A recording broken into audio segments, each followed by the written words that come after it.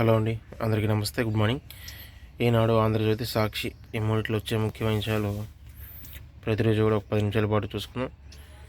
So video చివరి వరకు చూడడానికి ట్రై చేయండి అండ్ ఖచ్చితంగా లైక్ చేసి సబ్స్క్రైబ్ చేసుకోండి. ముందుగా మనం ఆంధ్రజ్యోతిలో చూసుకుంటే ఏఐ అండ్ ఏపీ అమరావతిలో క్వాంటమ్ వ్యాలీ. ఈ ఏడాది చివరికల్లా తొలి కంప్యూటర్ అమరావతిలో గ్లోబల్ లీడర్షిప్ సెంటర్. డేటా సెంటర్లు ముఖ్యం, డేటానే సంపద, దేశాభివృద్ధి చర్చలు, ఏకాభిప్రాయమే కీలకం, దేశంలోని తొలిసారి పాపులేషన్ పాలసీ తెచ్చాం, రైసీనా డైలాగ్లో సీఎం చంద్రబాబు ఉద్ఘాటన అని చెప్పేసి నిన్న ఒక రైసీనా డైలాగ్ అనే ఒక ప్రోగ్రాంలో చంద్రబాబు నాయుడు గారు ఈ వ్యాఖ్యలు చేశారన్నమాట. సో దాన్ని ప్రధానంగా రాశారు. ఇక ఈరోజు T20 వరల్డ్ కప్ ఫైనల్ ఉందండి. సో అంతిమ పోర్లో భారత్, న్యూజిలాండ్ తలపడుతున్నాయని చెప్పేసి ఒక వార్త అయితే రాశారనమాట. నువ్వా నేనా T20 వరల్డ్ కప్ ఫైనల్ నేడు రాత్రి 7 నుంచి అంతిమ పోర్లో భారత్, న్యూజిలాండ్.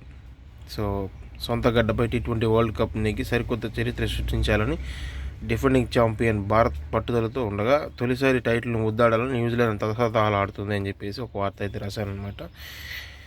ఇక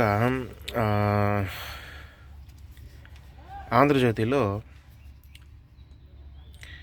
కొత్త పలుకు రాస్తారు కదండి ప్రతి సండే ఏబిఎన్ రాధాకృష్ణ గారు. అట్లాగే ఈరోజు కూడా నెయ్యి నుంచి మతం దాకా అని చెప్పేసి తిరుమల లడ్డూపై కల్తీ నెయ్యి వాడకం సత్యం, ఈ తప్పునకు నాటి ముఖ్యమంత్రి జగన్మోహన్ రెడ్డి ప్రత్యక్షంగా కారకుడు కాకపోవచ్చు, కానీ అయితే తన హయాంలో ఆ దేవుడికి అపచారం జరిగిందనుకు పశ్చాత్తాపం చెంది సారీ చెప్పి ఉంటే వివరణ ఎంతటితో ముగిసిపోయేదని చెప్పేసి ఒక మంచి వార్త అయితే రాశారండి. సో దాన్ని డీటెయిల్గా చదువుకోవాలంటే మంచి విషయం, చదువుకోవచ్చు. ఇంకా అట్లాగే చిరంజీవికి ఎన్టీఆర్ జాతీయ పురస్కారం, గద్దర్ పురస్కారం 2025 విజేతల ప్రకటన.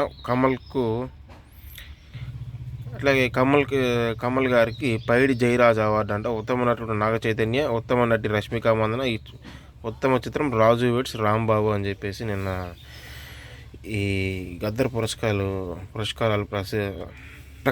ప్రకటించారు కదండి. సో దాని గురించి రాశారు.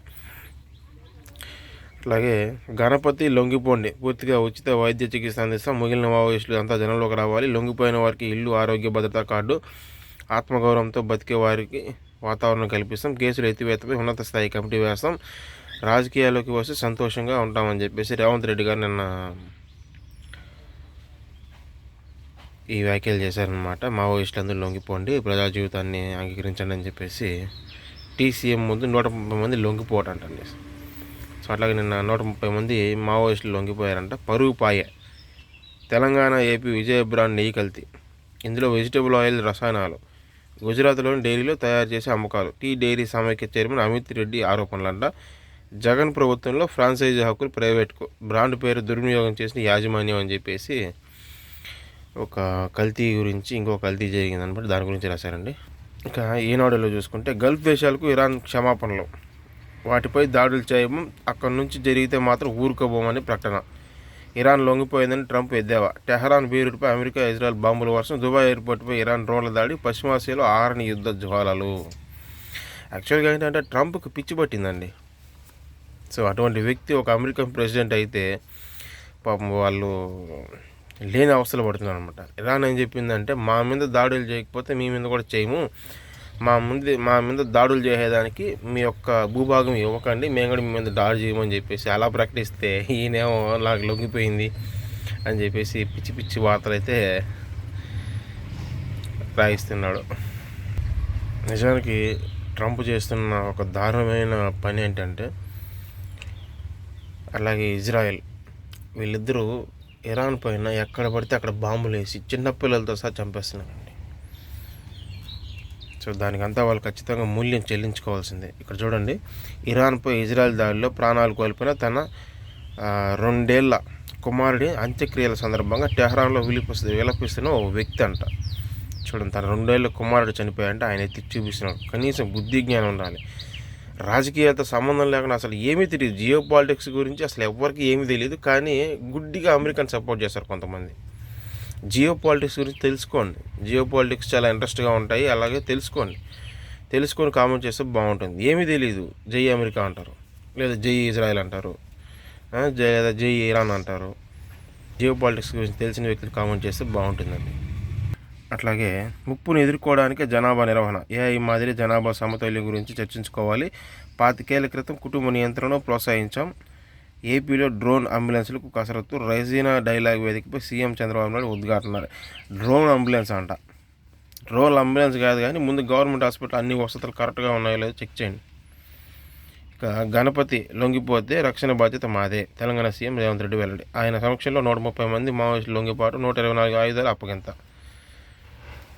సో అట్లాగే ఇక ఉత్తమ చిత్రం రాజు వెడ్స్ రాంబాబు. గద్దర్ సినీ అవార్డులకు 2025 ప్రకటించిన తెలంగాణ ప్రభుత్వం ఉగాది రోజున పురస్కారాలు ప్రదానం అని చెప్పేసి ఎవరికైతే అవార్డులు వచ్చాయో వాళ్ళ గురించి రాశారనమాట.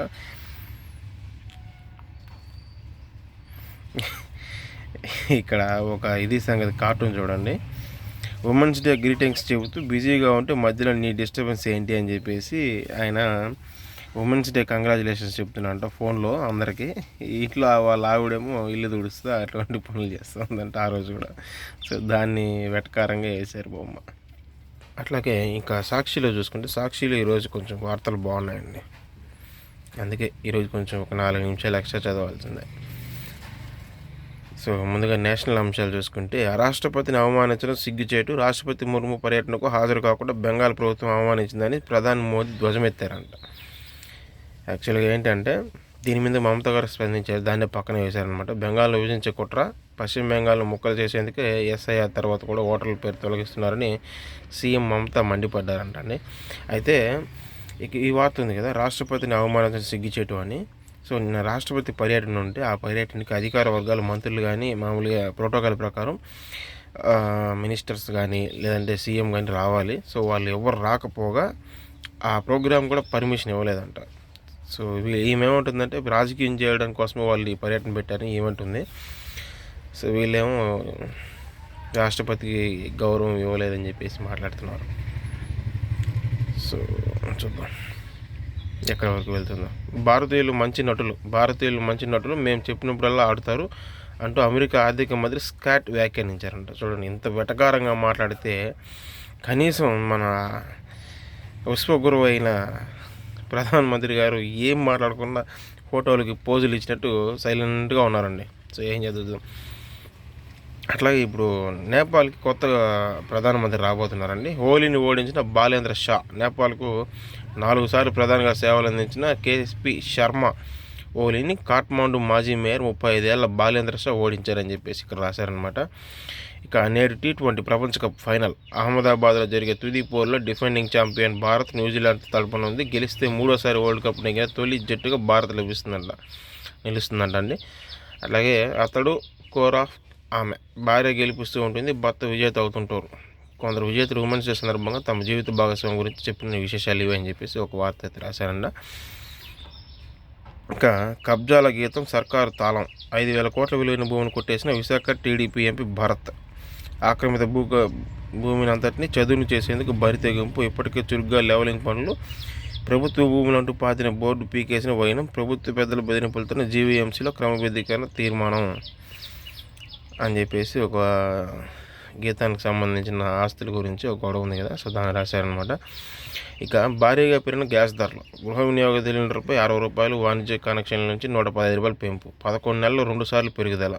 అంతే, make in India great again. ప్రస్తుతం పెరిగిన ధరలతో ప్రజలపై 630 కోట్లకు పైగా భారం. అటు నిత్యావసరాలు, ఇటు గ్యాస్ ధరల పెంపుతో సామాన్యుడు ఉక్కిరి బిక్కిరి. పెంచేయండి, అన్నీ పెంచేయండి. ఏమైనా మాట్లాడితే దేశం కోసం, ధర్మం కోసం. విమానాశ్రయాలపై దాడులు. మంటల్లో టెహ్రాన్ విమానాశ్రయం 16 విమానాల ధ్వంసం. ఇజ్రాయెల్ దుబాయ్ ఎయిర్పోర్ట్పై ఇరాన్ దాడులు. ఇరాక్లో సైనిక విమానాశ్రయంపై కూడా మీపై దాడులు చేసేందుకు క్షమించండి. గల్ఫ్ దేశాలకు ఇరాన్ అధ్యక్షుడు విజ్ఞప్తి. ఇది ఇరాన్ ఓటమి అని చెప్పి ట్రంప్ ప్రకటించారంట. హర్మోజ్ వద్ద మీకోసం వెయిటింగ్. అమెరికా సేనలను కవ్వించిన IRGC. లెబనాన్పై ఇజ్రాయెల్ దాడులు తీవ్రతం. సబీషిట్ వద్ద 47 మంది దుర్మరణం అని చెప్పేసి ఒక వార్త అయితే రాశారండి. ఇక తిరుచానూరులో నకిలీ మద్యం తయారీ. పద్మావతి అమ్మవారి ఆలయానికి కూతవేట దూరంలోనే తయారీ కేంద్రం. యూట్యూబ్ చూసి నకిలీ మద్యం తయారీ. 40 నకిలీ మద్యం బాటిల్ని స్వాధీనం చేసుకున్నారు. గంజాయి సేవిస్తున్న వ్యక్తిని అదుపులోకి తీసుకుని పోలీసులు. ఏందో ఎక్కడ నకిలీ మద్యం అని ఏది వినిపించినా వైసీపీని గుర్తొస్తుంది. అంతలా పాతుకుపోయింది వాళ్ళకి ఆ పేరు. ఎందుకంటే పిచ్చి పిచ్చి బ్రాండ్లన్నీ తయారు చేసి జనాల మీద రుద్దారు కదా, సో అందుకు గుర్తొస్తుంది అనమాట. కానీ ఒప్పుకోరు కొంతమంది. కల్తీ పాల ఘటన కూల్చేశారు. రాజమహేంద్రవరం ఘటనలో చివరికి అదే తేల్చారు. ప్రజాప్రతినిధులు అధికారులు చెబుతున్నట్టుగానే ల్యాబ్ రిపోర్ట్లు కూలెంట్ లీక్ అయి పాలలో ఇంధనం కలవడంతో మృతి చెందినట్లు ప్రకటన. అది నిజమేనండి. 5కి చెందిన ల్యాబ్ రిపోర్ట్లో ఇదే వెల్లడైనట్టు తెలిపిన అధికారులు ల్యాబ్ రిపోర్ట్లు మాత్రం బహిర్గతం చేయని వైనం. అసలు విషయాన్ని తప్పుదోవ పట్టించేందుకు యత్నిస్తారని అనుమానాలు. పోనీ మీరు టెస్ట్ చేసి చెప్పండి ఏడబోతుంది. గ్రామ సర్వేలపై బాబు సర్కార్ కక్ష. రాష్ట్ర వ్యాప్తంగా 40 మందిపై సస్పెన్షన్ వేటు. హక్కుల కోసం పోరాటపై వారు చేసిన తప్పు. సస్పెన్షన్లో సర్వేయర్లు సంఘ రాష్ట్ర అధ్యక్షుడు. మరింత మండిపడుతున్న సర్వేయర్ల ఆందోళన. ఏం లేదు ఇది.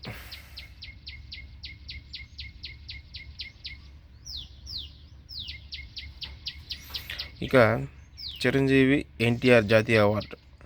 ఉత్తమ నటులు నాగ చైతన్య, రష్మిక. ఉత్తమ చిత్రం రాజు వెడ్స్ రాంబాబు. కమల్ హాసన్కు పైడి జయరాజ్ అవార్డు. తెలంగాణలో 2025 గద్దర్ చలనచిత్ర అవార్డులు ప్రకటించిన జ్యూరీ తెలంగాణ ప్రభుత్వం అంట. సో అదండి. ఇంకా ప్రతిరోజు చంద్రబాబు నాయుడు గారి గవర్నమెంట్ అప్పు చేస్తుంది అంటారు కదా, సో ఏదో ఒకటి రాయడం వీళ్ళకి అలవాటు. అట్లాగే ఈరోజు కూడా ఒకటి రాశారు. బాబు సర్కార్ మళ్ళీ 3,000 కోట్ల అప్పు. చంద్రబాబు ప్రభుత్వం వచ్చిన మంగళవారం మళ్ళీ 3,000 కోట్ల అప్పు చేయనుందని చెప్పేసి అప్పు చేస్తున్నారు కదా. ఈ అప్పు చేయనుంది రాష్ట్ర ప్రభుత్వం సెక్యూరిటీల వేలం ద్వారా ఈ అప్పు తీసుకొనుంది. దీంతో కలిపి బడ్జెట్ పరిధిలో చంద్రబాబు నాయుడు సర్కారు 21 నెలల్లో చేసిన అప్పు 1,82,264 కోట్లకు చేరుందంట. అదే అండి ఈ 3 పత్రికలు వచ్చిన ముఖ్యమైన అంశాలు. సో చివరి వరకు చూసిన ప్రతి ఒక్కరికి కూడా థ్యాంక్స్. అండ్ ఖచ్చితంగా వీడియో లైక్ చేయండి, షేర్ చేయండి, మన ఛానల్ని సబ్స్క్రైబ్ చేసుకోండి.